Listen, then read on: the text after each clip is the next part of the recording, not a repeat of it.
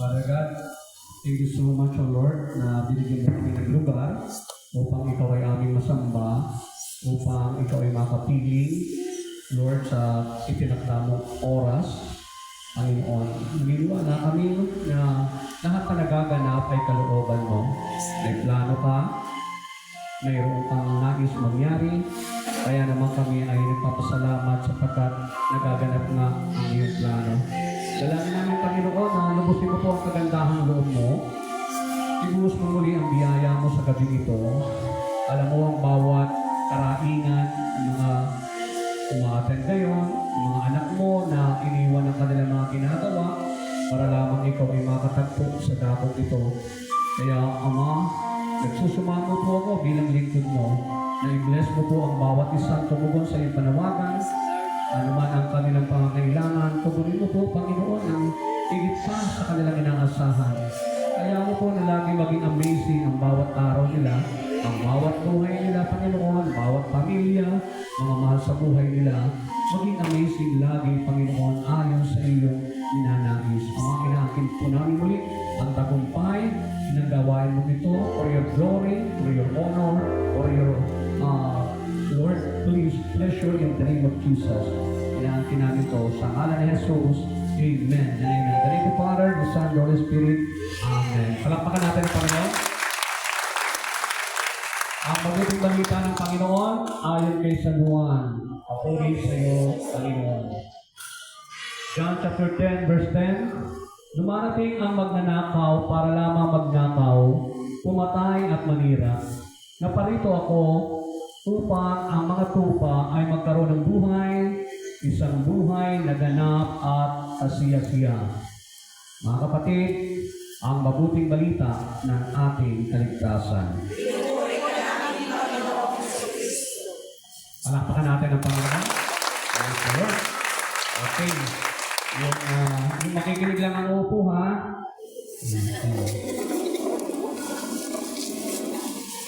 Ay, salamat. Makikinig lahat. Okay. Are you ready?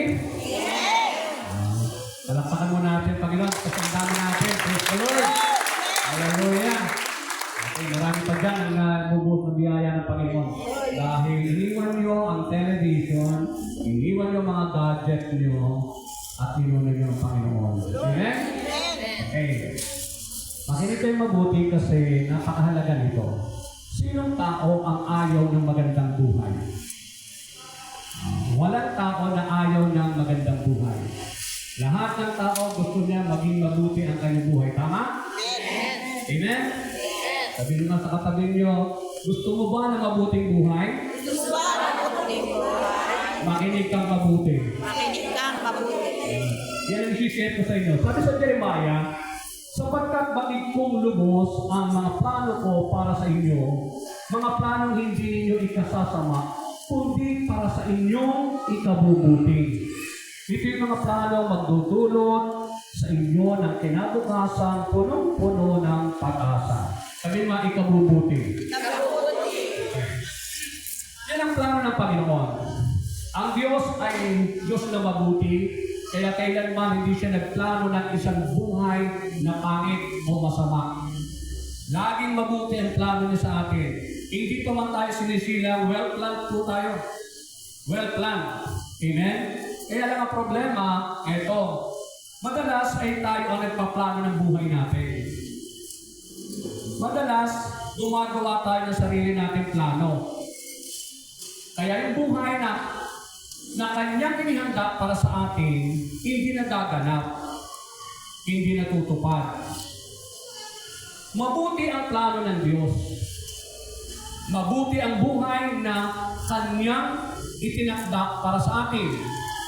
Kaya hindi lang nagaganap is because, inuulit ko, gumagawa tayo ng sarili nating plano sa buhay. Kaya most of the time, hindi natin na-i-enjoy yung buhay natin. Amen? Amen po. Okay. So, gusto ko share sa inyo, pinamagatan ko, how to have a good life. Sabi nyo, good life. Good life. Paano tayo magkakaroon ng mabuting buhay? Mabuting buhay. Amen. Gusto ko rin punawain ninyo, mga kapatid, na pag sinabing mabuting buhay, katulad ng tinutukoy ng mga makasalimutan na buhay. Sa kanila, pagka sinabi mong mabuting buhay, ang laging unang iniisip niyan mapera. Pero tatandaan natin, lagi ko itong inuulit-ulit, hindi totoo yan. Dahil maraming taong mapera, pero wasak ang buhay. Maraming taong mapera, pero hindi nag-i-enjoy sa buhay. Maraming taong mapera, may power pa, pero nag-e-end up sa suicide. Nagpapakamatay pa. Bakit ipinapahintulot ng Panginoon yun? Para patunayan sa mundong ito na hindi totoo pera ang solusyon o sagot para magkaroon ka ng mabuting buhay.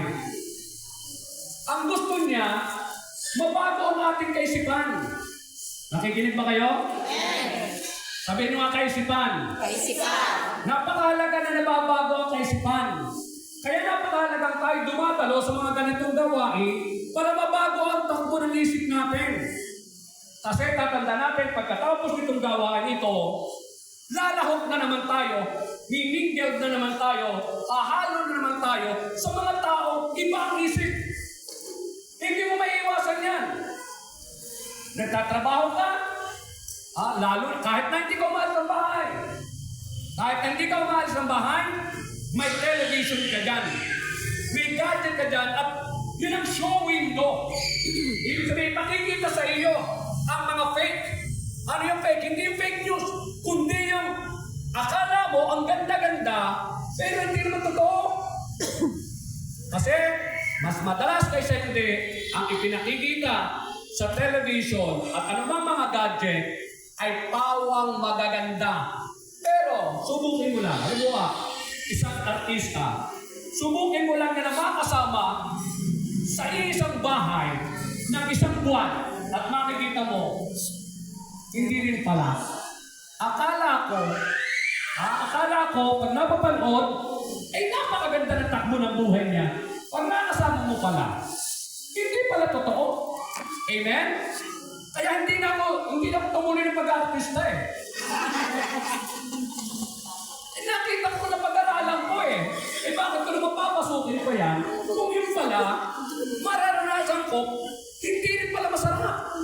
Amen? Kaya naghanap ako ng mas masarap. At hindi ako nagsisisi. 32 years na ako masarap ang buhay. Amen? Palakpakan ng Panginoon. At hindi nakakasawa. Hindi na nakakasawa. In fact, every day, excited pa rin. Sabihin nyo nga sa inyong katabi, excited ka ba? Excited ka ba? Napakalaga nung every time na magigising ka sa umaga, ay excited ka for a new beginning, for a new experiences. Alam nyo, sa luma kong buhay, may mga pagkakataon, ayaw ko na magising. Bakit? Kasi kaparehas din ng kahapon eh. Malungkot ako kahapon, pag nagising ako, malungkot pa rin. Nakakasawa. Amen po? Okay. Pero, eto, bibigyan ko kayo ng tip kung paano magkakaroon ng good life. Amen? Pero first and foremost, atin mo nang i-define yung good life, kung ano yung good life, kung ano ang ibig sabihin ng good life. Okay. Isa-isahin natin, ano? Okay. Nandito ba ang inyong paningin? Yes. Okay, huwag kayong padadaya. Bakit? Sapagkat ang mundo, iba ang definition ng good life. Amen? Ang good life, una, eto. Good, godly life. Sabihin mo, godly life. Godly life. Bakit? Sapagkat ang Diyos ay mabuti. Sabi ng Panginoon sa Mark chapter 10, Diyos lang ang mabuti. Diyos lang ang mabuti. Amen? Kaya pag pinag-usapan mabuti, at buhay na mabuti, ang ibig sabihin niyan, godly o maka-Diyos na buhay. Yun ang mabuting buhay. Yung maka-Diyos na buhay. Kahit pa mayaman, kahit pa malaki ang bahay, kahit pa puntas ang posisyon, at hindi ang godly, wala yung good life. Maniwala kayo. Wala yung good life. Bakit?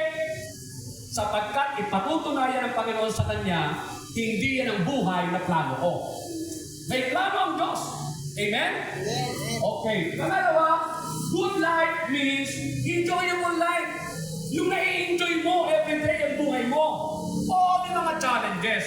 O ibig sabihin, may mga hamon, may mga problema na dumarating. Pero nai-enjoy mo pa rin. Bakit?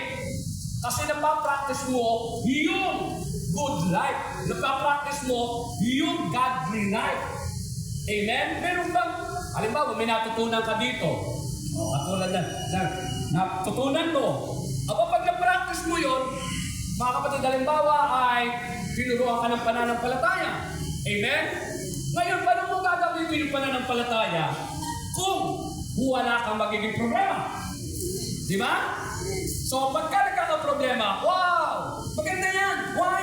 Kasi may i-apply mo yung natutunan mo. Halimbawa, eto, huwag kayo magtataka kapag may nakakaaway kayo. Ha? Pag may umaaway sa inyo. Bakit? Kasi gusto ng Panginoon, i-practice mo yung godly life. Ano yung godly life? Ibigin mo ang iyong kaaway. Nakikinig ba kayo? Hindi mo mapapractice yung ibigin mo ang iyong kaaway kung walang aaway sa iyo. Amen. Kaya pag may umaaway sa iyo, praise the Lord! Pagkakataon ito! Amen! This is a big opportunity to prove sa Diyos na marunong ako magmahal sa mga kaaway.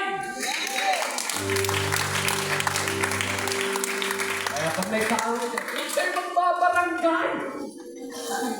Amen? Love them. Amen. Bakit yun ang Kristiyano? Yun ang godly life. Amen po ba? Yun ang mabuting buhay. Huwag mong gagantihan ng masama. Tingnan nyo sabi ng Panginoon. Luke chapter 6, sabi doon. Huwag mong gantihan ng masama ang gumagawa sa iyo ng masama. Naririnig niyo? Huwag mong, sabi, huwag mong, kung ang ibigin mo lamang ay ang gumagawa ng, kung ang ibigin mo lamang ay ang umiibig din sa iyo, anong nagawa mo, anong nagawa mo, anong nagawa mo na higit sa iba? Ginagawa din yan ng hindi taga-amazing. Nakikinig ba kayo?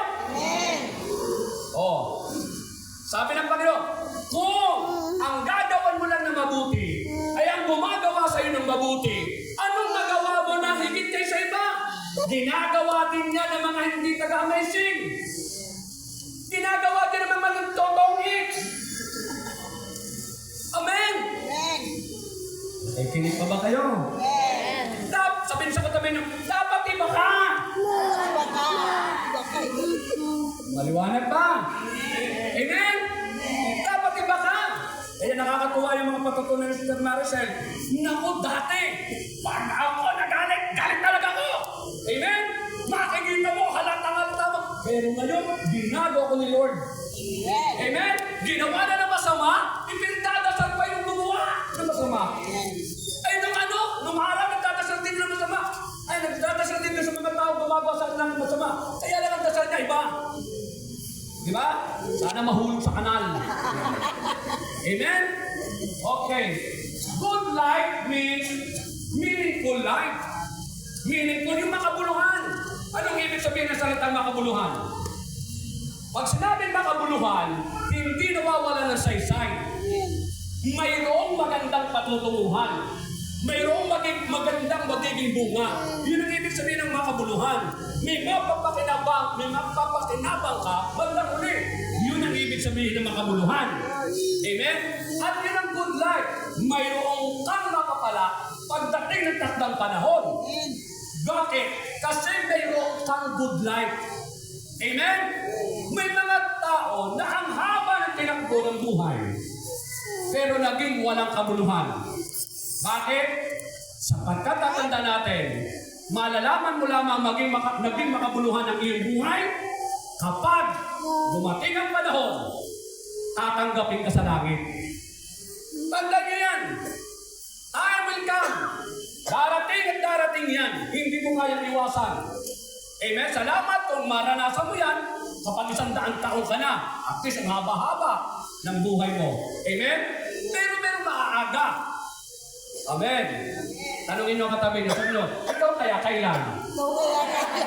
Yan. Mahalaga yan. Pag hindi ka aware lagi yan, sa ganyan, magiging complacent ka eh. Magiging kampante ka. Kung magkasado, babaya ka lang, kung anong gusto mong gawin, gagawin mo. Amen? Bakit? Ang thinking mo ay, matagal pa naman ako, malakas pa naman ako. Amen? Pero tatandaan natin, maraming mas bata kaysa iyo, binawian na ng buhay. Amen? Sabihin nga sa katabi nyo, naintindihan mo ba yun? Mahalaga yun. Amen? Ngayon, kung nagkaroon ka ng good life, nagkaroon ng kabuluhan ng buhay mo, kampante ka. Bakit? Kasi alam mo kung saan ka pupunta. Amen? Alam mo kung saan hahantong mag-e-end ang buhay mo. Alam mo may anghel na susundo sa iyo.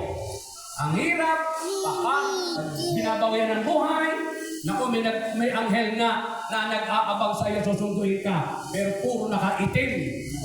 Delikado yan. Anghel din yun. Amen?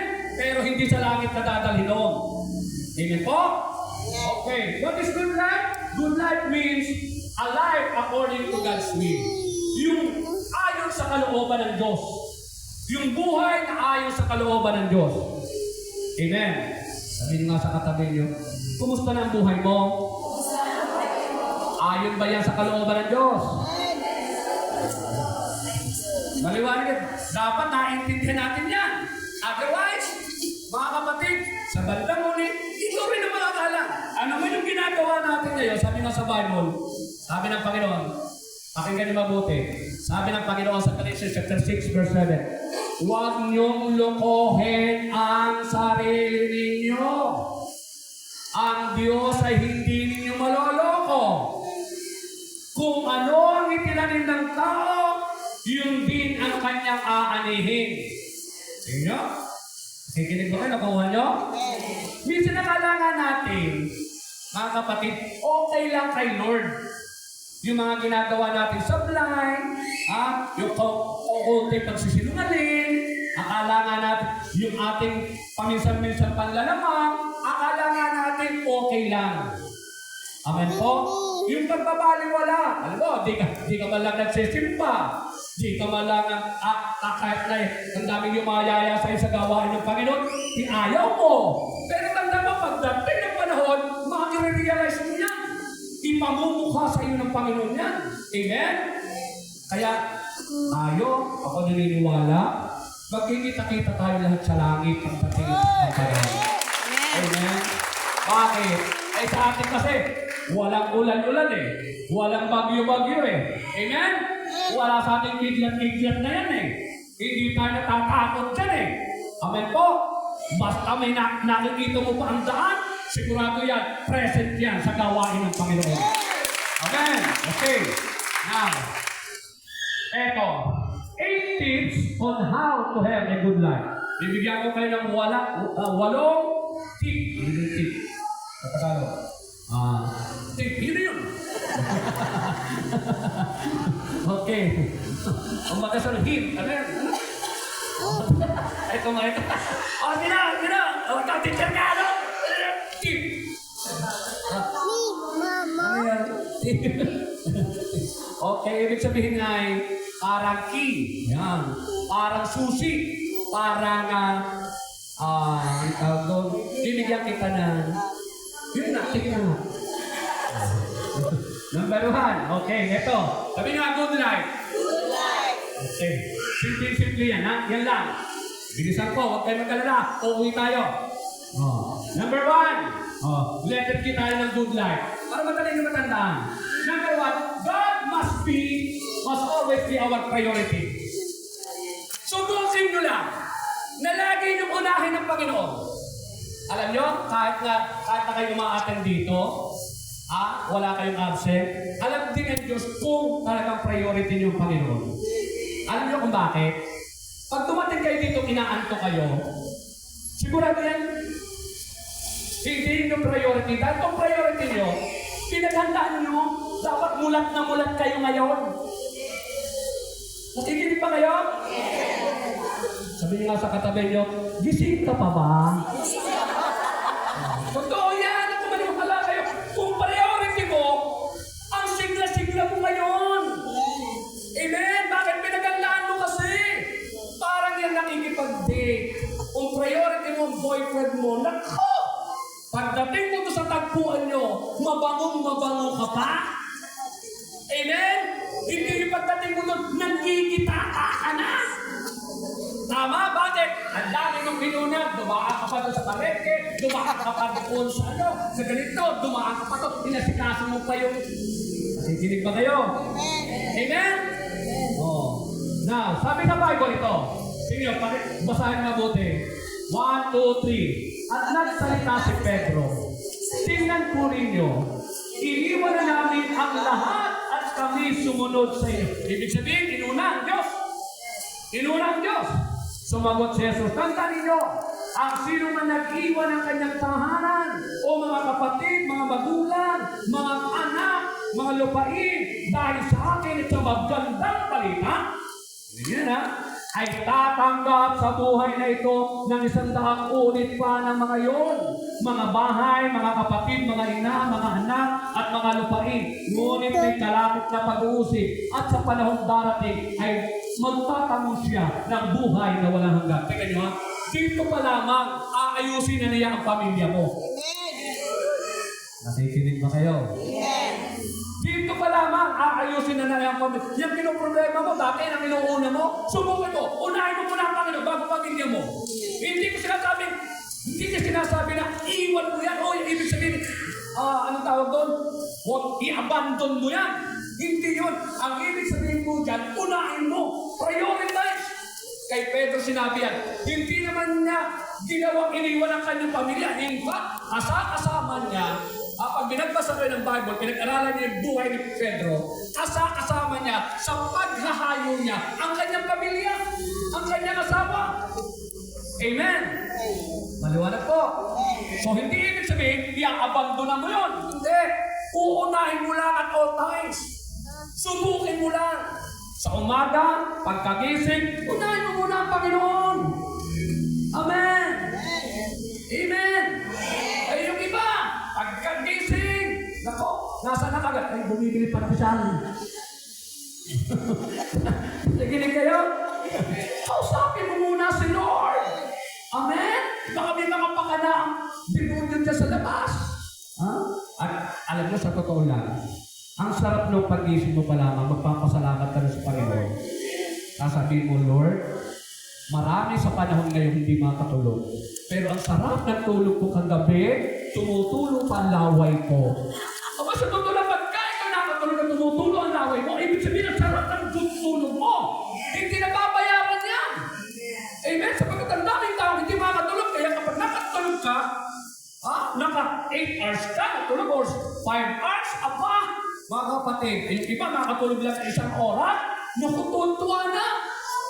Bakit? Nasa ospital nagbabantay. Amen? Sabi niyo sa katabi niyo, masarap na buhay ba yun? Good life ba yun? Hindi good life yun. Amen? So, prioritize God. Bakit nakatabi na ito sa okay? Sabi doon, di ba? Yung iba, inaalat, tingnan ninyo, iniwan namin ang lahat at kami sumunod sa inyo. Sumagot si Jesus, tandaan ninyo, ang sino man nag-iwan ng kanyang tahanan, tingnan tahanan. Kung ibig sabihin nyo, ang mga concern mo sa tahanan, pambayad ng ilaw, pambayad ng tubig, pambayad ng ganito, pambayad, sabi ng Panginoon, kung ako ang inuna mo lang, may pambayad ka lagi. Naririnig nyo? Tama. Parang ka naman sinasabi, mga kapatid, kung ako lang ang inuna mo, hindi muna yung mga kapatid mo, makikita mo, hindi. Inuna yung mga kapatid mo. Tingnan nyo, ang problema mo ngayon, kapatid mo rin. Inuna mo yung mga magulang mo. Tingnan nyo, hindi kayo magkasundo na magulang mo. Subukin mo unahin. Balang araw, makikita mo, kasama mo na sa gawain ng Panginoon magulang mo. Maniwala. Mga anak, yung pinoproblema mo anak mo, huwag mong problemahin. Unahin mo ang Panginoon. Pag inuna mo ang Panginoon, dyan. Amen? Ayaw ko na lang banggitin pa eh. Alam nyo na yun. Amen? Dati, lumiiyak yung nanay dyan. Naku, halos na isang tabo ng iyak. Ng luha. Pero ngayon, pinagmamalaki ko sa aking tinuturuan, aba, siyang valedictorian. Amen? Nag-preach ka. O, di ba? May posible ba sa Diyos? Hindi na naman ang sagot niya. Ayan ko. Okay, palakpakan na natin ang Panginoon. Maliwanag ba? Nakikinig ba kayo? Oh, sabi doon, mga anak, mga lupay, ibig sabihin ito yung ano mo, ang tawag dito, ito yung trabaho mo. Ang dami dyan eh, hindi unahin ang gawain ng Panginoon dahil sa trabaho. Bakit? Kasi doon umaasa. Ako lagi ko, meron akong sinabihan ng ganyan eh. Sabi ko doon bakit ka nagtatrabaho? Ito na ikwento ko na sa inyo eh. Bakit ka nagtatrabaho? Brother Ding, pag hindi ako nagtrabaho magugutom ng pamilya ko, naku, di makapag-aaral mga anak ko. Sabi ko, baguhin mo yan. Yung sinabi mo yan. Kasi hindi totoo yan. Kayang buhayin ng Diyos yan kahit wala ka. Kaya huwag natin babanggitin yun. Hindi kakain ng pamilya ko pag hindi ako nagtrabaho. Hindi ganyan dapat ang sagot. Ang dapat na sagot, pag tinanong ka, bakit ka nagtatrabaho? Ang sagot lang dyan, kasi ayaw ng Diyos ng tamad. Ayaw ng Diyos ng tamad. Pero kung isasagot mo, hindi kakain. Baka sabihin, baka gusto mo kunin na kita eh. Pakikita ko sa'yo, kakain pa rin yan kahit wala ka. Amen? Maliwanag?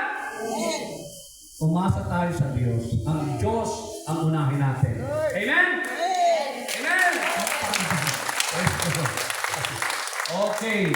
Sabi doon, nang dahil sa akin at sa magandang balita ay tatanggap. Sa buhay na ito, dito pa eh. Dito pa lang. Tatanggap na. Maliwanag po? Okay. So, sabihin sa katabi niyo, mula ngayon, unahin mo ang Diyos.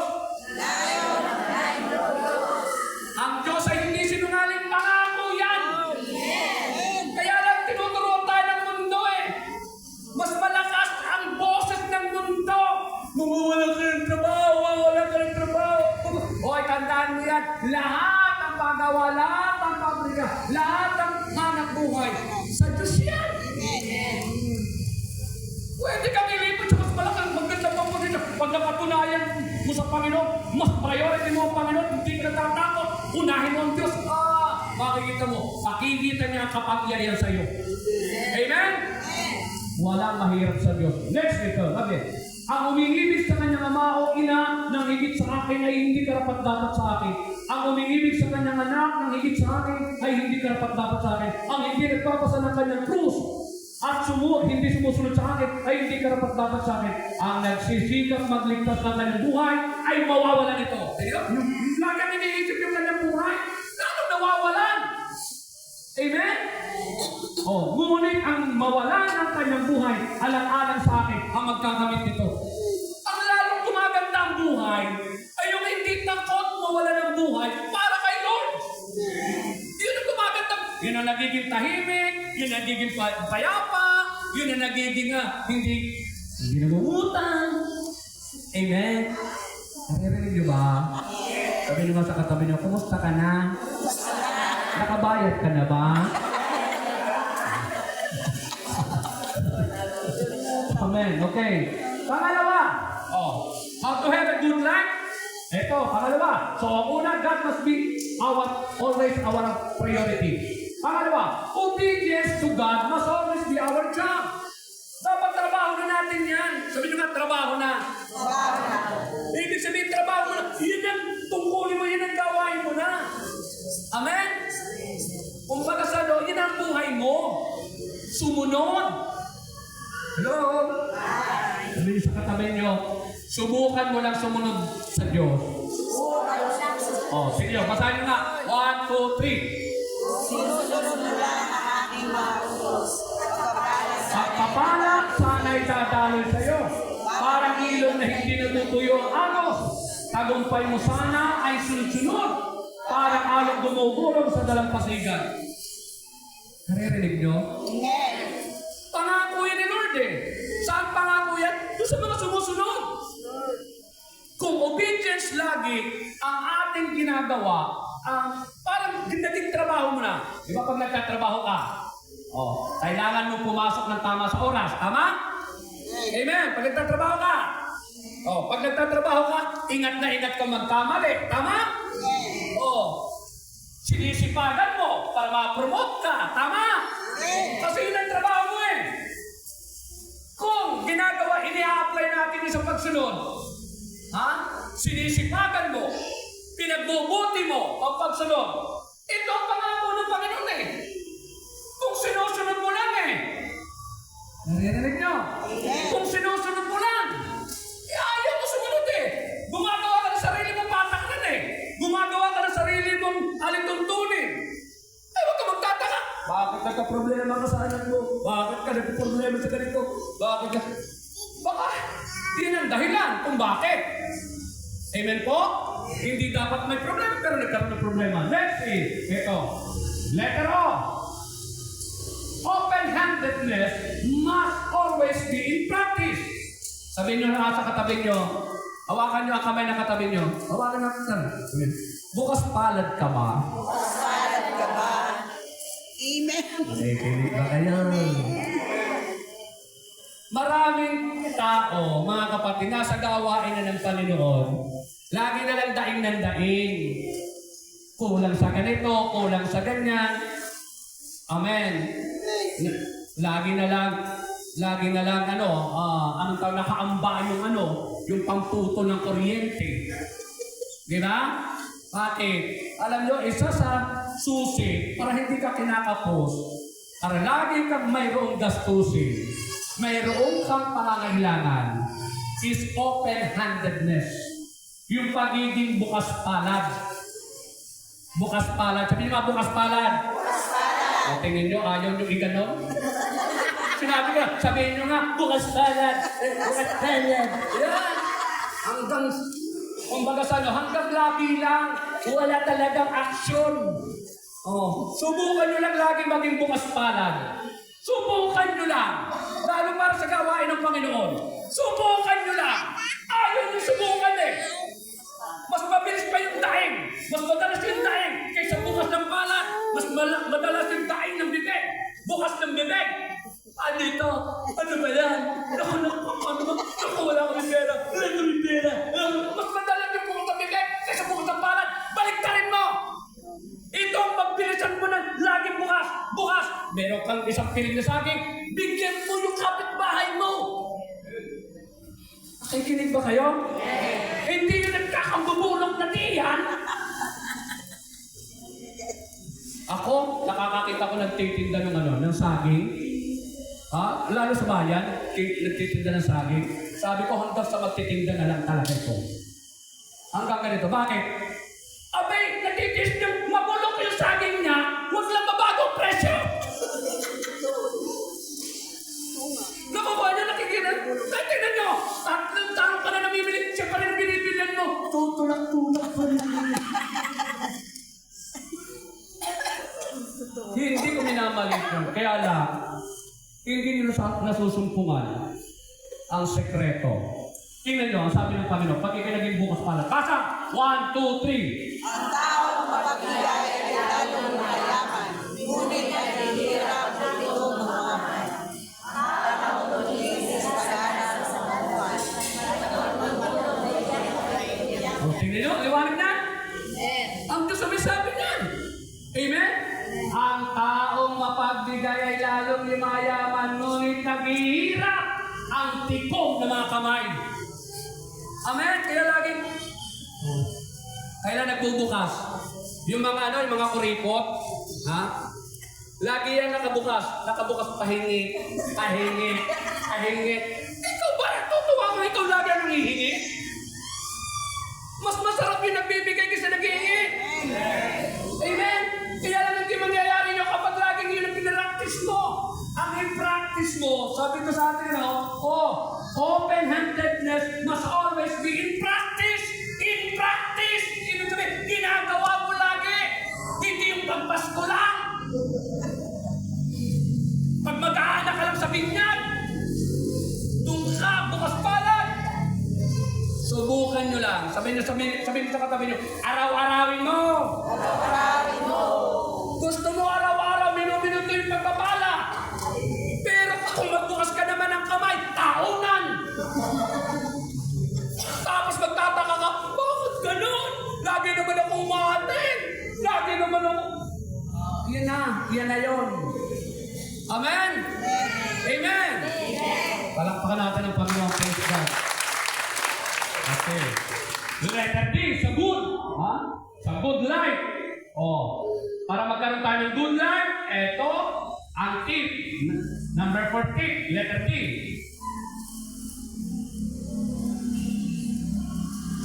Decision, ito pa pala. Ito. Sabi, ito ang ibig kong sabihin. Ang nagtatanim ng kakaunti, ang nagtatanim ng kakaunti ay aanin ng kakaunti. Ang nagtatanim ng marami ay aanin ng marami. Ang bawat isa ay dapat. Sabi naman, dapat. Tapikin nyo ang balikat ng katabi nyo. Sabi nyo, dapat! Hindi kung kailan mo lang nagustuhan. Dapat! Tingnan nyo, ang liwanag ko. Ang bawat isa ay dapat magbigay ayon sa kanyang pasya, maluwag sa loob at hindi napipilitan lamang sapagkat iniibig ng Diyos ang nagbibigay ng may kagalakan. Nagbibigay na may kagalakan. Dapat natutuwa ka kahit magkano lang yan. Natutuwa ka, andun yung joy mo. Lord, thank you. Makapagbibigay ako. Hindi yung... Naku, kapag a-attend na naman nga pala ako. Meron nga pala kaming amazing ngayon, Sabado. Naku, magbibigay na naman. Naku, iikot na naman. Naku, ano kaya ito? Ay, walang kagalakan yun. Amen? Sabi doon, magagawa ng Diyos na pasaganain kayo sa lahat ng bagay. Sa lahat ng bagay. Naririnig nyo? Ibig sabihin, sa ulam, sa kanin. Amen?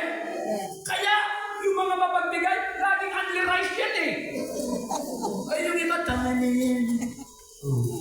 At higit pa sa inyong pangangailangan. Higit pa sa inyong pangangailangan upang sumagana kayo para sa mabubuting gawin. Ibig sabihin, makapag-share ka pa sa iba. Narinig nyo ba? Amen. Okay. Maliwanag ba? Yes. Tinuturuan ko lang kayo, mga kapatid. Ayan. Sabi, letter D. Decision must always be based on the Word of God. Bawat decision natin, siguraduhin yung ayon sa salita ng Diyos. Hindi yung pasya lang kayo ng pasya. Amen? Ichinismis ka. Ano ang gagawin mo? Basahin mo sa Bible. Amen? Mababasa mo niya. 1 Peter chapter 3 verse 9. Huwag niyong gagantihan ng masama ang gumagawa sa inyo ng masama. Ibig sabihin, kung ichinichismis ka, huwag mo siyang ichichismis. Bakit nanahimik? Ay kasi pag ichinismis ka, ang kasunod ang ganti mo, ichichismis mo rin. Nakikinig ba kayo? Anong dapat gawin? Sabi ng Panginoon, huwag ninyong gantihan ng masama ang gumagawa sa inyo ng masama. Salip! Ipanalangin ninyo sila ipagpalain. Yun dapat. Ito pala ang dapat gawin. Kapag ginawa mo yun, tama ang desisyon mo. Kaya, ibibless ka ng Panginoon. Amen? Hindi yung kung anong emosyon mo, kung anong nararamdaman mo, ganito talaga kapag galit. Sabi ng Panginoon, sabi sa Ephesians chapter 4, ubarin nyo na ang dati nyong pagkatao na napapahamak dahil sa tita ng inyong laman. Ibig sabihin, yung gusto ng inyong sarili. Amen? Sabi ng Panginoon, mapapahama ka dyan pag sinunod mo yan. Yung damdamin mo, yung emotion mo, mapapahama ka dyan. Amen? Sinusupil yan. Kinokontrol yan. At bagkos, ang pinangingibabaw ay kung ano yung gusto ng Diyos. Kahit mahirap, basta yun ang sinabi ng Panginoon, nakaayon sa salita ng Diyos, gawin natin. Amen? Most of the time, tandaan po natin, kadalasan ng utos ng Diyos, laban sa kalooban natin. Bakit? Kasi nga mayroon tayong sinful nature. Mas madali sa atin ang gumawa ng hindi kalooban ng Diyos kaysa gumawa ng kalooban ng Diyos. Bigyan ko kayo ng sample. Alin ang mas madali? Ang unawain ng isang tao o i-chismis? Yes! Chismis. Sabi dito sinungaling. Chinichismis muna bago unawain eh. Nagkamali yung isa.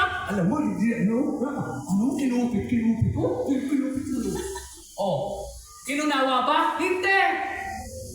Inuna munang i-chismis bago unawain. Nakikinig ba kayo?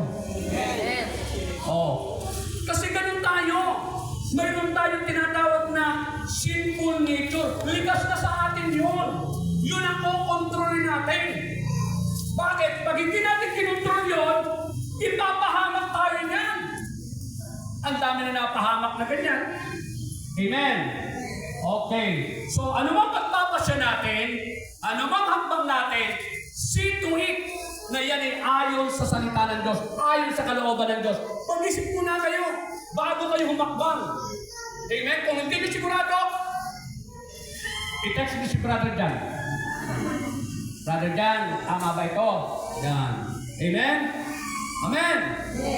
Pagtanong kayo doon sa may alam. Huwag yung banat kayo ng banat na nakadepende, nadadala kayo ng emosyon. Na bandang huli, ay, mali pala.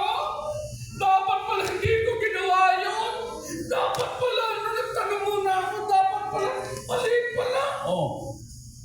Naririnig nyo? Kaya nagkakaroon tayo ng problema. Wala tayo sa anong problema, nagkaroon ng problema. Amen?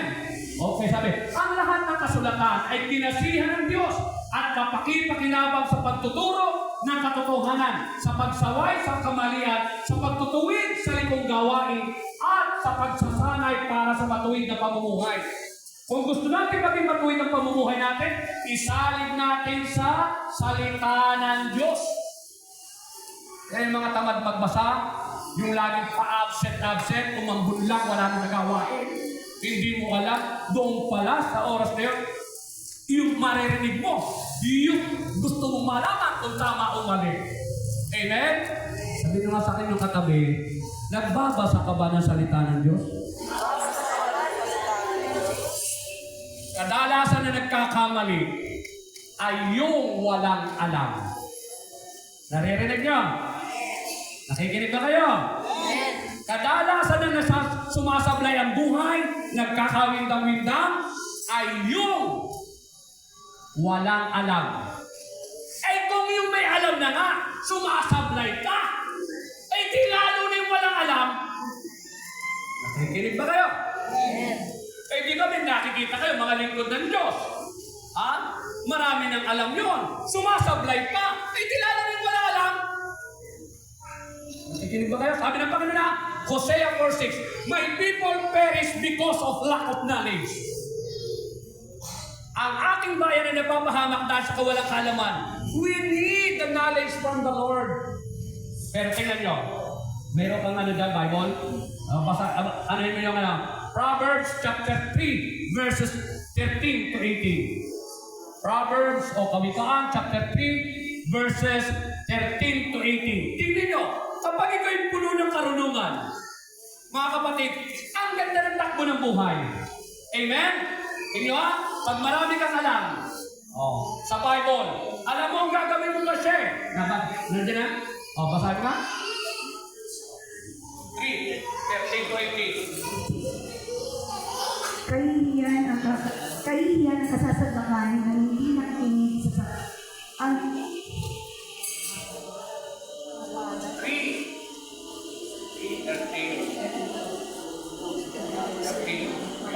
Mapalad ang isang taong nakasumpong na karunungan at ang taong nagsisikap unawa ay natatamo. Higit pa sa pilak ang pakinabang dito Higit pa sa pilak ang pakinabang dito. at higit sa gintong lantay ang tubo nito. Sa alimang alahas ay higit ang karunungan at walang kayamanan dito ay may papantay. Mahabang buhay ang dulot ng kaalaman, may taglay na kayamanan at may bungang karangalan. Maaliwalas ang landas ng taong may kaalaman at puno ng kapayapaan at ang lahat niyang araw. Mapalad nga ang taong may taglay na karunungan para sa punong kahoy na mabunga kailanman. Tingnan nyo? Di ba? Punong-puno na. Magiging mapayapa na. Hahaba pa ang buhay mo. Magiging panatag ang buhay mo. Amen? Magiging masagana ang buhay mo. Parang isang puno ng kahoy daw na laging mabunga kailanman. O di ba? Ano nga hanapin mo pa? Kailangan mo magbasa. Bakit? Every now and then, magpapasya ka. Pipili ka. Sa mundong ito, lagi kang pipili. Tama at mali. Tama at mali. Amen? Kaya dapat alam mo. Bakit? Pag nagkamali ka, may bunga lagi yan. May bunga lagi yan. At dadanasin mo yung bunga. Amen? Kaya dapat every now and then, tama yung hakbang mo. Sabihin nyo nga sa katabi nyo, kaya ikaw, huwag kang absent. Palakpakan nga natin ang Panginoon. Okay. Good life. Sa pang-tip, ito. Love must always be in our action. Ang pag-ibig daw ay nasa lahat ng ating gawa, ng ating action. Amen? Dapat laging may pag-ibig. May pag-ibig. Yun yung sabi sa Bible.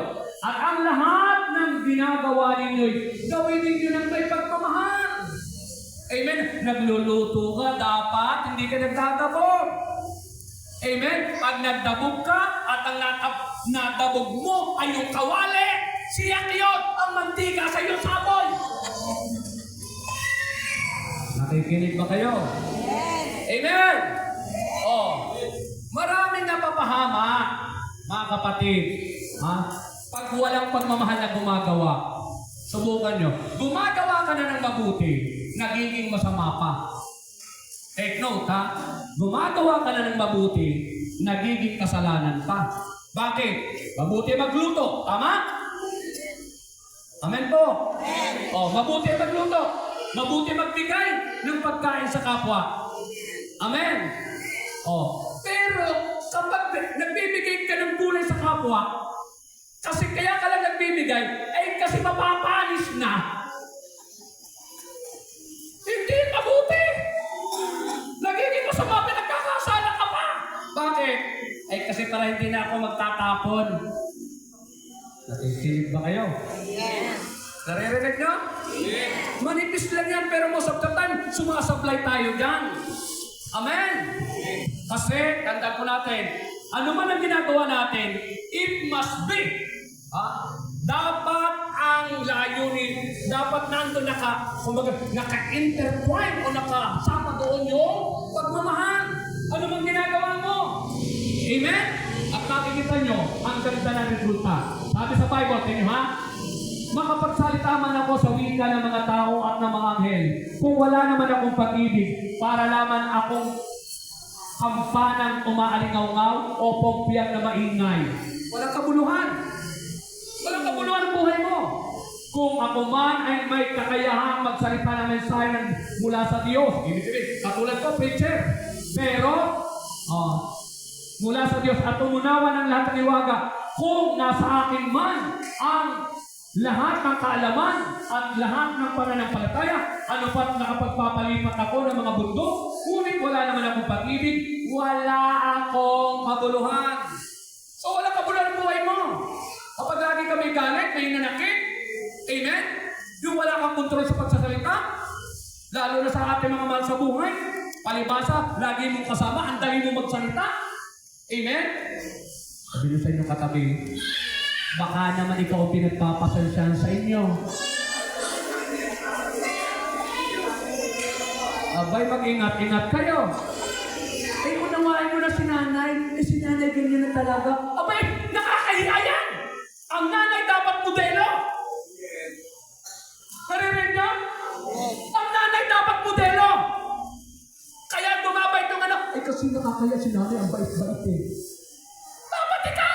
na sinusundan. Nanay ka eh. Amen? Lalo na tatay. May tatay pala dito. Totoo yun. Bakit? Tanda natin. Pakinggan nyo ha. Sa Ten Commandments, yung unang 3 commandment, sabi daw, huwag kang sasamba sa ibang Diyos, huwag kang magkakaroon ng ibang Diyos. Pangalawa, igalat mo ang pangalan ng Diyos. Pangatlo, alalahanin mo lagi ang araw na para sa Diyos. At pang-apat, igalang mo ang iyong ama at ina. Anong ibig sabihin noon? Hindi nakikita ng mga anak ang Diyos. Kayo, ang mga anak, ang mga magulang, ang dapat nagpapakilala sa anak ng Diyos. Kaya napakalaga ng kilos, pananalita natin. Dahil kung ano ang pananalita natin, kilos natin, iyan ang magiging pananaw ng anak mo sa Diyos. Amen? Pag ikaw, hindi mo warang ama, ang titingin, ang malalaman na yun, mga kapatid, yung Diyos, ganun din, ama rin yun eh. Amen po ba? Sabi nyo nga sa katabi nyo, kumusta ka na? Ayusin mo ang buhay mo ha? Okay. Next ito. Kaya mapapasin nyo yung mga magulang na mapagmahal sa anak.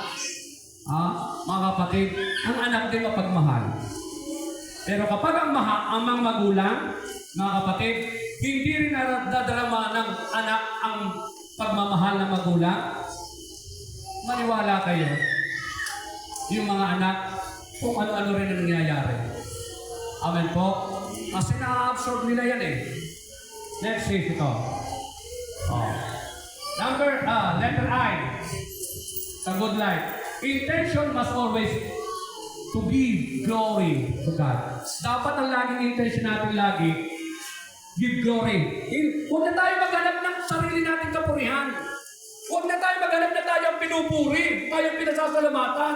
Dapat laging every time na gagawa tayo, mga kapatid, kung gusto natin maging maayos ang buhay natin, maging good life tayo sa harapan ng Panginoon, mga kapatid, lagi mong hanapin ang ikapupuri ng Panginoon. Halimbawa, ganito yun eh. Pupunta ka sa tong-itan. Tatanungin mo na eh, mapararangalan kaya ang Diyos dito? Maluluwalhati kaya ang Diyos dito habang humahawak ako ng baraha? O sagot? So hindi ka to.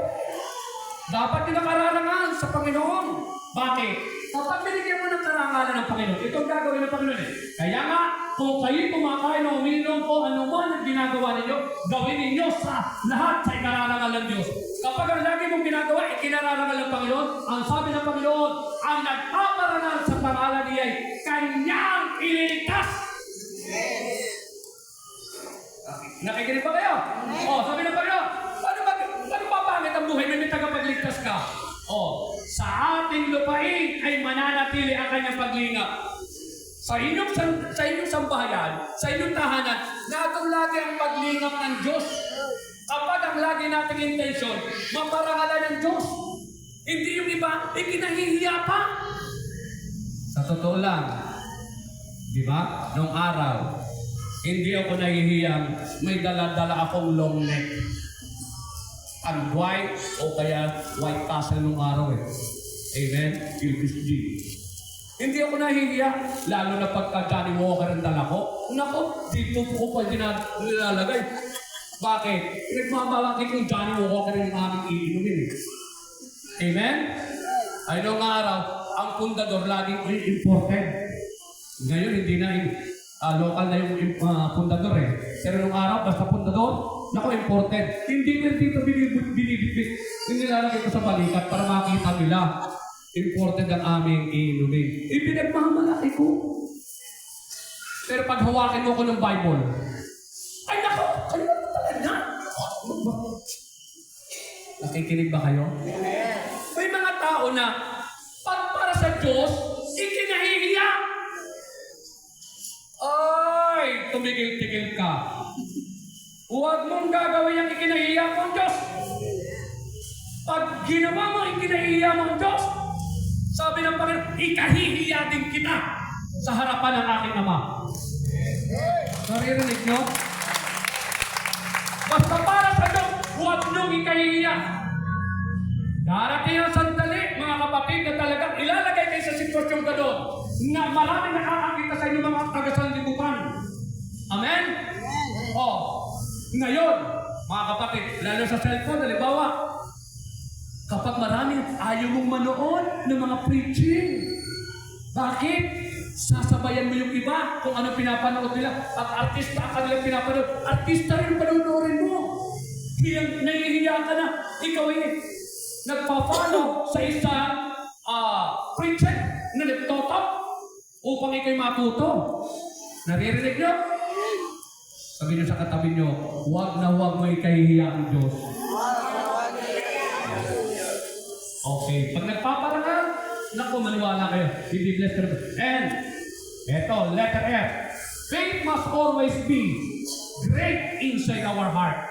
Dapat matindi yung ating pananampalataya lagi sa puso. Gaganda ang buhay natin. Tingnan nyo ha?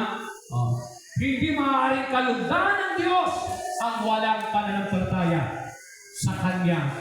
Sapagkat ang sino mang lumalapit sa Diyos ay dapat sumampalataya kay Diyos. At siya ang nagbibigay ng gantimpala sa umahanap sa Kanya. Dapat lagi nararamdaman sa atin ng Panginoon yung Kanyang pananampalataya natin sa Kanya. Amen? Alam niyo, wala tayong itatago sa atin sa Panginoon. Kita-kita niya yung mabababang pananampalataya. Ang number one malalaman mabababang pananampalataya, yung laging mapaghangad. Yung laging nababalisa. Amen? Yung laging nababalisa. Yung laging natataranta. Yung laging nag-iisip. Yung laging kinakabahan. Amen? Yung laging natutulala. Tandaan ninyo yan, hindi tayo magiging kalugod-lugod sa pera. Paano ka magkakaroon ng good life? Kung yung Diyos na nagbigay sa iyo ng buhay, hindi nalulugod sa iyo. Sabi niyo sa katabi niyo, kumusta ka na? Tutulog ka na? Okay. Sabi ni Jesus, kung may magagawa ako, sabi ni Jesus, magyayari ang lahat sa sino mang may pananampalataya. Everything is possible with God. Amen? Kaya tingnan, gaganda ang buhay, magiging good ang life natin kapag nakikita ng Panginoon, lagi na natiyan ang pananampalataya sa Kanya. Na tanda natin, ano man ang kailangan natin, napakaliit lang yan kung iahambing sa kapangyarihan ng Diyos. Amen? Napakaliit yan. Huwag tayong mabalisa, huwag tayong mataranta, huwag tayong mag-isip na kung ano-ano. Amen? Sabi niyo sa katabi niyo, itulog mo yan. Tulong na. Pag mayroong gano'n na, nag-iisip ka, itulog mo. Amen? Amen? Mas masarap ang matulog kaysa mag-isip. Tandaan niyo yan. Amen? At mas bago gusto ng Diyos yun. Yung pag bago ka matulog, Lord, di ko na alam gagawin ko dyan bahala ka na. Tulog na ako. Naku, mas gusto ng Diyos yun. Bakit? Hindi nakakakilos ang Panginoon kapag lagi ka nalang nag-iisip ng sarili mong pamamaraan. Amen? Amen? Kapag ang problema, walang solusyon, tandaan nyo, kapag ang problema, naisip nyo walang solusyon, hindi problema yan. Kasi lahat ng problema may solusyon. Kaya kapag walang solusyon yan, hindi yan problema. Bigyan mo sa Diyos yan. Amen? Palakpakan natin ang Panginoon. Okay, and last, ito. To have a good life, eternal life must always be our utmost goal. Anong ibig sabihin nun? Dapat, malinaw sa iyo na hindi ka taga rito sa mundo. Amen? Sabihin niyo nga sa katabi niyo, tandaan mo ito. Aalis ka rin dito. Amen? Huwag niyong isipin na forever ka dito, hindi totoo yan. Amen? Aalis lahat tayo dito. Dapat nasa utak natin yun. Ay ngayon, halimbawa, Mr. Merly, alam mo aalis ka dito. Dapat alam mo rin kung saan mo gusto. Di ba? Oo. Alam ko, aalis ako dito, mamamatay ako someday. Sooner or later, mamamatay ako. Dapat, itong alam ko mamamatay ako, dapat pipili ako kung saan ako pupunta. Saka ka na mag-iisip. Pag namatay ka na. Bakit dito ka lang, mag-isip ka na. Saan ko gusto pumunta? Ay baka bukas na yan. Ay, kilig ka na. Sige. Sige, yung mga nagtutong-itong-it pa dyan. Sige. Sige, tumigi kayo. Baka doon kayo abutin. Tumarak ang mata nyo doon. Amen? Maliwanag ba, mga kapatid? Okay, sabihin sa katabi nyo, magbago ka na. Baka bukas na. Palakpakan natin ang Panginoon. Sabi ni St. Pablo, Sa mga taga-Pilipos, mga kapatid, kunyari tayo ang kinakausap na. Mga kapatid, hindi ko pinapalagay na nakamit ko na ito. Ngunit isang bagay ang ginagawa ko habang nililimot ko ang nakaraan at sinisikap na marating ang layunin nais ko makamtan. Nagpupunyagi ako patungo sa hangganan upang makamtan ang gantimpala ng pagtatawag ng Diyos sa akin sa pamamagitan ni Kristo Jesus, ang buhay na nasa langit. Tandaan nyo, hindi nagkataon na narito kayo. Tinawag kayo ng Panginoon. Yan ang plano ng Panginoon sa atin. Brother Willie, tinawag ka ng Panginoon. Hindi ka nilikha ng Panginoon para sa impyerno lang ang punta. Ilikha tayo ng Panginoon, mabuti ang plano ng Diyos sa atin. Gusto niya maging mabuti ang buhay natin dahil ang gusto niya, makakapiling natin ang Diyos na mabuti at sa ating nagtatrabaho. Kayo tayong lahat mga kapatid. Subukan lang ninyo na laging ang goal